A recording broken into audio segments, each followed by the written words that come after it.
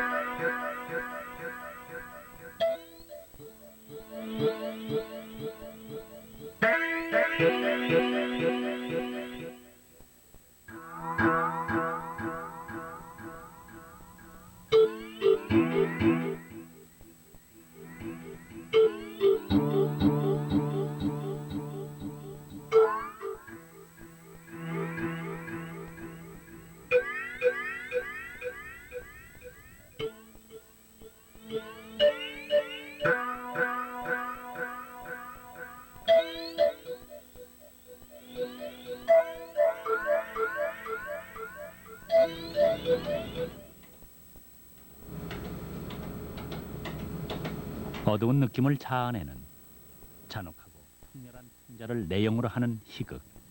그것이 블랙 코미디, 즉 블랙 유머다. 블랙 유머의 시인. 왜 시인 김혜순을 그렇게 부르는 것일까?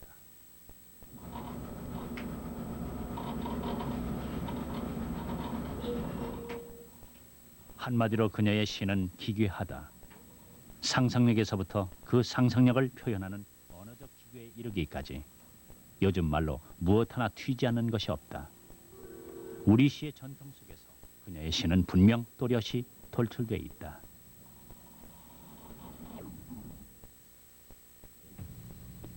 애초에 제목이 담배를 피우는 시체였으나 혐오스러울까 싶어서 담배를 피우는 시인으로 응모했다는 그녀의 등단시.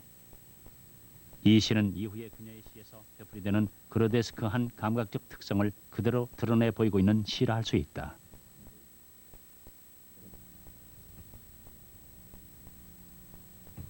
내가 죽은 여자의 입술을 주워서 담배를 물려준다.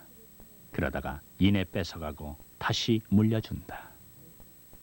사람들이 제 시를 평하면서 그로테스크하다, 추화된 이미지가 많다 이런 말을 하는데요. 저는 그걸 인정해요. 사실 그런데 제가 79년에 데뷔해서 80년대를 살아오면서 제가 본 것들을 그대로 쓴 거죠. 그러니까 그로테스크한 시대, 또 그로테스크한 사회, 또 추화된 인간성 이런 것을 본 거죠. 전 본 그대로 쓴 거예요. 그 당시에 얼마나 많은 시체들이 떠올랐어요. 그러니까 시체란 말을 쓸 수밖에 없었고 그렇게 쓰는 것이 당연했던 거지 일부러 제가 그 포즈를 취하기 위해서 뭐 그런 말을 쓴 건 아니죠. 그러니까 보이는 그대로 쓴 이미지들이에요. 그 이미지들이.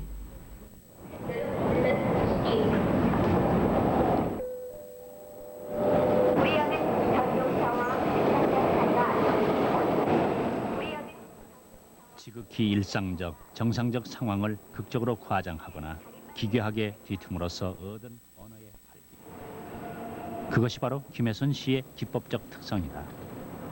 거침없고 신나게 내달리는 그녀의 상상력 속에 붙들린 대상들은 한결같이 낯선 형태로 일그러져 표현된다. 그러면서도 팽팽하게 당겨진 활처럼 활력이 넘친다.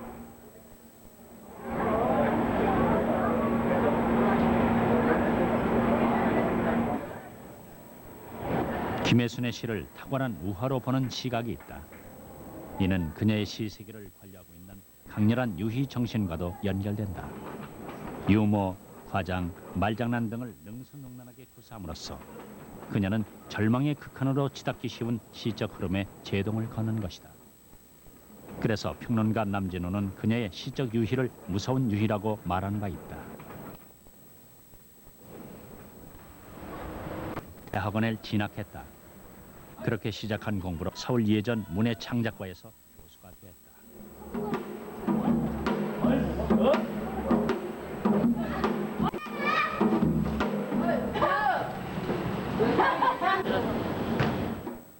대학을 졸업하고 78년 평민사라는 출판사에 취직을 해 79년까지 2년간 일한 적이 있다.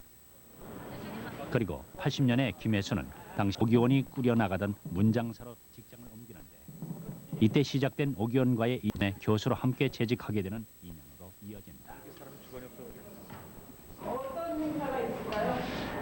행사 시작. 현재 그녀가 맡고 있는 과목은 시론과 시창작 실습. 어떤 행사? 불만이 많았어.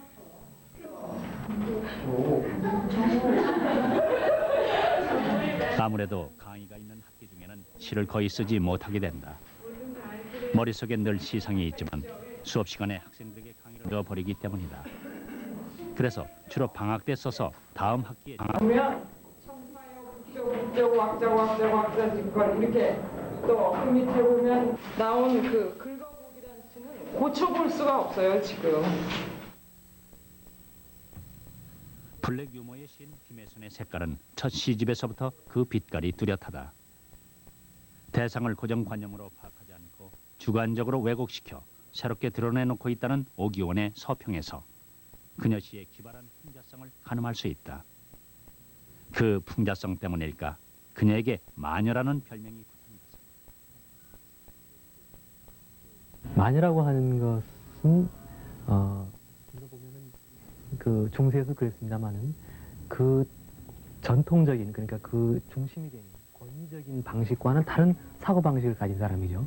그래서 그 권력 집단은 그 마녀라고 하는 사람의 말이나 이런 것을 이단으로 하고 심지어 죽이기도 하고 그러지 않습니까? 그러니까 그 시대 중심이 되는 논리나 관념이나 이념으로부터 탈주하고 좀 그것과는 좀 약간 삐딱하게 세상을 바라볼 줄 알고 또 그런 삐딱한 그 사고방식을 통해서 낯설고 다원화된 새로운 그 말의 방식을 보여주는 사람이기 때문에 이런 여러 가지 이유로 김혜순 시인에게 마녀라고 하는 그런 별명이 붙지 않았는가 생각이 듭니다.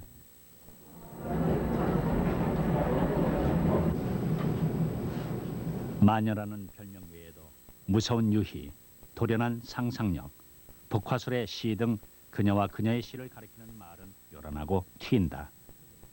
선택한 소재와 엮어놓은 문장을 보면은 그녀가 그렇게 불리는 이유를 쉽게 납득할 수 있다. 이를테면 시 담배를 피우는 시체에 나오는 창문이 열리고 흰 스카프를 쓴 죽은 여자의 얼굴이 걸려 있다라는 식구라든가 대결이라는 시의 다음과 같은 표현이 그녀를 그렇게 불리게 하는 것인지도 모른다.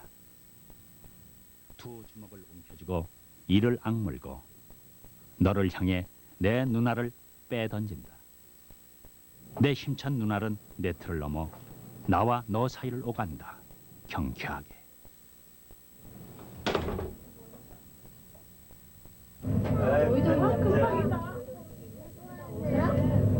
분명 김혜수는 우리 시단에선 보기 드문 개성적인 이미지스트다. 혐오스럽고 현란한 이미지들을 속사포처럼 쏘아대는 그녀의 시는 편안함보다는 충격과 혼란함을 주는 것도 또한 사실이다.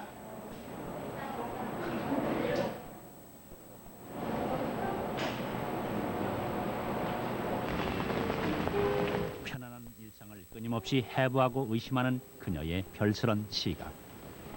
그 아웃사이더의 렌즈는 어디서부터 비롯된 것일까?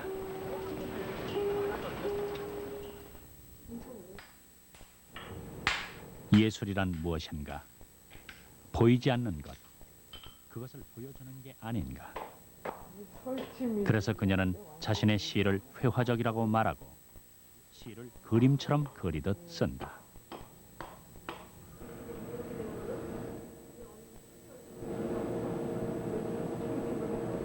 왜 화가들은 살이 쪄 있고 배가 나오고 시인들은 날씬한가? 그거 어저께 그 얘기 많이 했다니까. 미술 외에도 그녀의 아웃사이더의 렌즈는 여성적 시각에서도 비롯되고 있다. 외정저모, 외조모, 어머니, 그녀, 그리고 그녀의 딸 5명의 여자 가계를 그녀는 모두 보았다.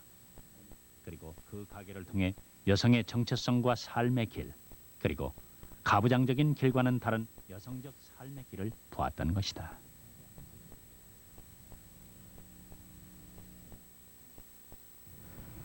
김혜수는 경북 울진의 외가에서 태어난 후 외가에서 성장기를 보냈다. 그래서 그녀의 시에 때론 섬세하게, 때론 가련하게, 때론 강인하게 등장하는 여성의 이미지는 굳이 대남성적인 것이 아니더라도 여성에겐 더없이 가혹한 세상에 분명한 메시지를 전달한다.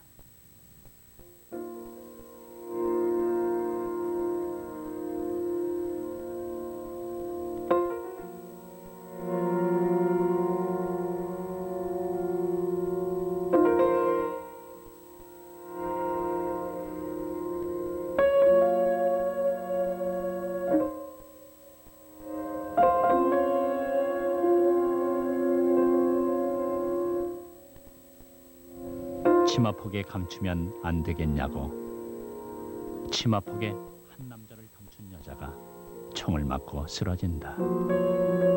남자는 지금 막 숨이 끊어진 여자의 피를 벌컥벌컥 마신다. 소파의 솜을 다 뜯어내고 한 여자가 거기에 그를 숨길 방을 만든다. 피아노 속을 다 뜯어내고 한 여자가 그 속에 그의 침대를 숨긴다. 그 피아노는 건반을 두드려도 소리가 나지 않는다. 항아리에 결사적으로 걸터앉은 여자가 소리친다. 없어요, 없어요. 난 안 감췄어요. 헛간에까지 쫓긴 여자가 지푸라기 속에 감춘 남자 위에 들어눕는다. 없어요, 없어요. 난 안 감췄어요. 그들이 지푸라기 위에 불을 싸지른다.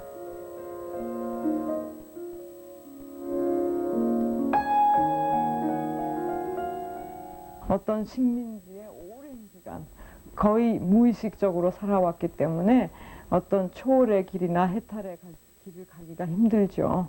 그러니까 어쨌거나 저항의 길 위에 어쨌거나 어떤 방식으로건 초월과는 좀 다른 길을 갈 것 같아요. 결코 초월할 수 없으므로 저항의 길을 갈 수밖에 없는 것이 여자라는 성을 가진 시인의 현실이다. 그것이 김혜순의 시에서는 독특하면서도 과격한 언어로 표현되고 있는 것이다. 이 시집의 제목도 시인 나름의 저항의식에서 출발했다 할 수 있을 것이다. 그분들이 세운 허수아비는 어떤 것이었을까? 새를 쫓는 허수아비였겠지요. 그러니까 누군가 가까이 가지 못하게 했던 어떤 것들, 그런 것을 가리키는 이름이에요. 그러니까 제 시에 또는 다른 여성 시인들의 시에 나타나는 아버지는 제가 아까 말씀드린 그런 제도적인 또는 권력적인 사회적인 이런 것을 규범을 만든 그런 부류를 가리키는 이름이죠. 80년대 민주화 운동의 절정에서 끊임없이 떠오른 시체들을 보았다. 우리는 살아남은 자들인가? 아니면 그때 죽어야 했던 자들인가? 그런 끊임없는 질문을 안고 시를 썼다. 물론 다른 시인들의 민중시와는 다른 그녀 특유의 시니컬하다 못해 괴기스런 느낌의 시였다.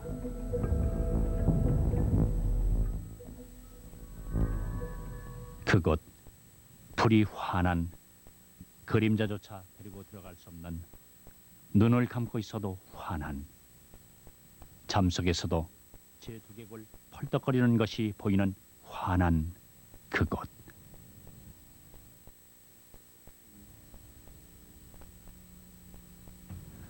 성직자이면서 엑소시스트이면서 마술사이면서 이야기꾼이면서 가수이면서 또한 위로하는 사람이기도 한 것이 바로 무당.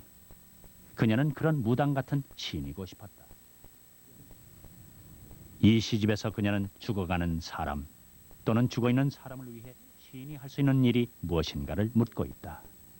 무당이란 사람들이 구술할 때 보면은 아주 다양한 그 과정을 거치거든요.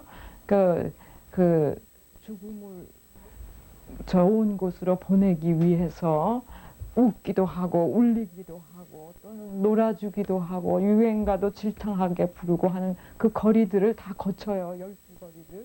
그렇게 거치면서 죽은 자를 저 좋은 곳으로 보내려고 하거든요.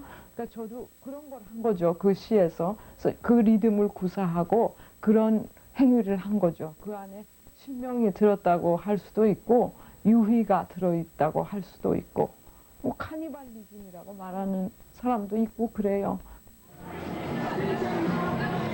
어느 날부턴가 보이기 시작했다는 욕망의 도시 서울.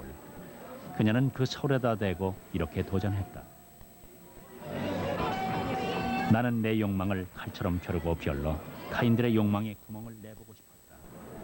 욕망이 총체 서울의 심장에 나의 언술의 길을 내보고 싶다.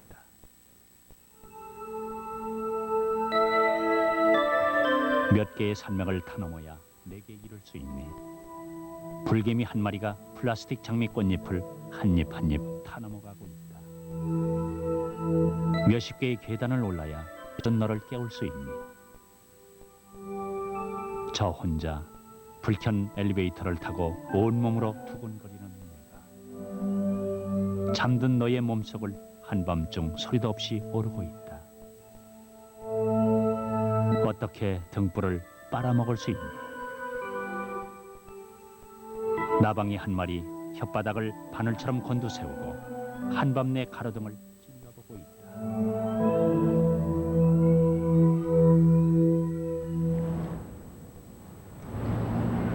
지금까지 발표한 시집은 모두 6권. 그리고 내년이면 데뷔한 지도 어느새 20년이 된다.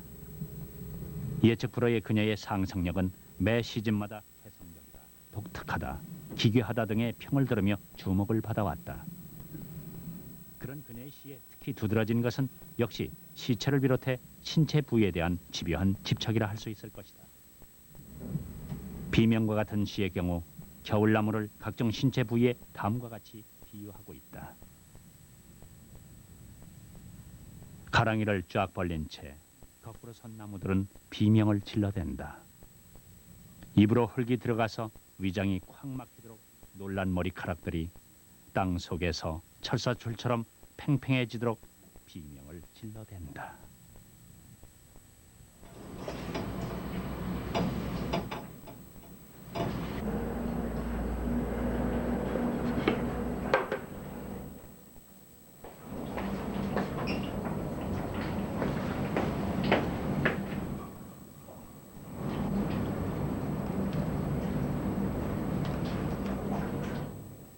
그거하고 이게 다음 두 번째 그녀의 남편은 극작가 이강백이다. 연극을 시의 중요한 모티브로 삼는 시인에게 이강백은 언제나 듬직한 후원자다. 그들의 가족은 그녀 시의 중요한 소재로 등장한다. 천진난만한 딸의 모습, 엄마로서의 자기 정체성, 돌아가신 어머니에 대한 기억, 주부로서의 일상적 경험, 그 모든 것이 김혜순 씨의 중요한 소재가 되는 것이다. 제가 시인으로서 살고 또 때로는 평론도 쓰고 학교에서 강의도 하고 집에서 밥도 하고 아이도 기르고 한 남자의 아내이기도 하고 그래요. 그런 것 중에 무엇가 제일 행복했냐고 물으면 아마 선택하라면 아이를 기르는 일이었을 것 같아요. 가장 부담스러운 일이기도 하고 또 그 가장 부담스러운 게 가장 행복한 일이거든요.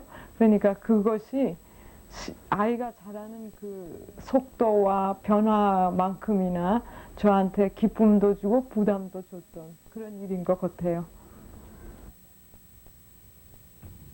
인도의 비밀 경전이란 뜻을 가진 우파니샤드. 이 시집에서 시인은 먹고 자고 사는 공간인 서울을 우파니샤드라 부르며 따뜻하게 감싸 안으려는 노력을 보이고 있다. 그리고 그 감싸 안음을 다음 시집으로까지 이어간다.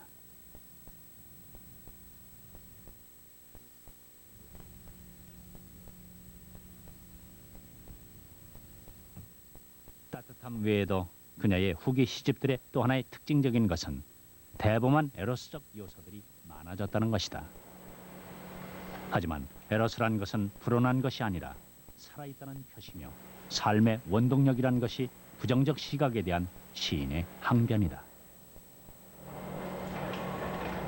블랙 유머의 시인이기 때문일까? 그녀의 시에는 따뜻함과 에로스가 담겨 있음에도 불구하고 그 바탕엔 여전히 냉소와 풍자가 깊숙이 깔려 있다.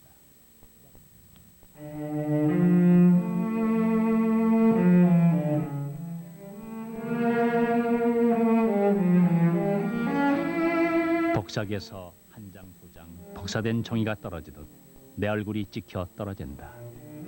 당신이 그 중에 한 장 면상에다 대고 정말 갈 거야 따진다. 날마다 문 밖으로 복사된 얼굴이 몇 장씩 떨어지지만 정작 나는 어느 문틈에 끼어 자동 카메라빛 세례를 받고 있을지. 아침마다 대문에 찍히기 전 거울에 찍힌 내가 화장을 한다.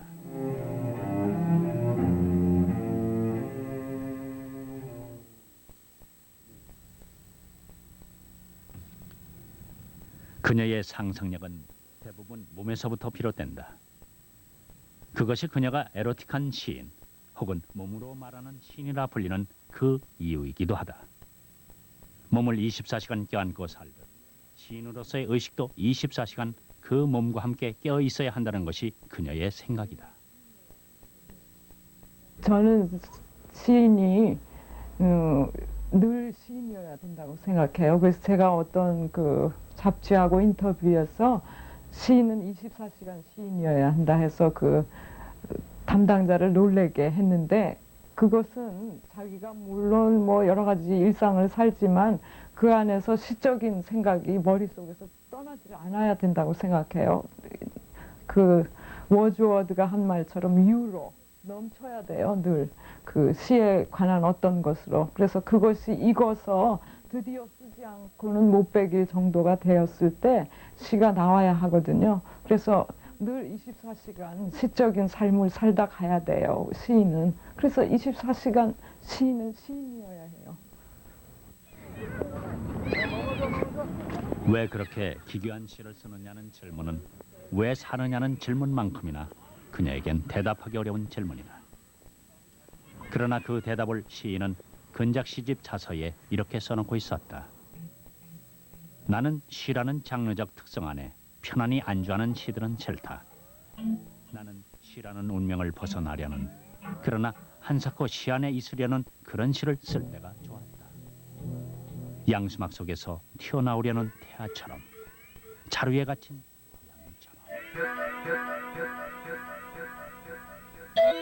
고양이처럼.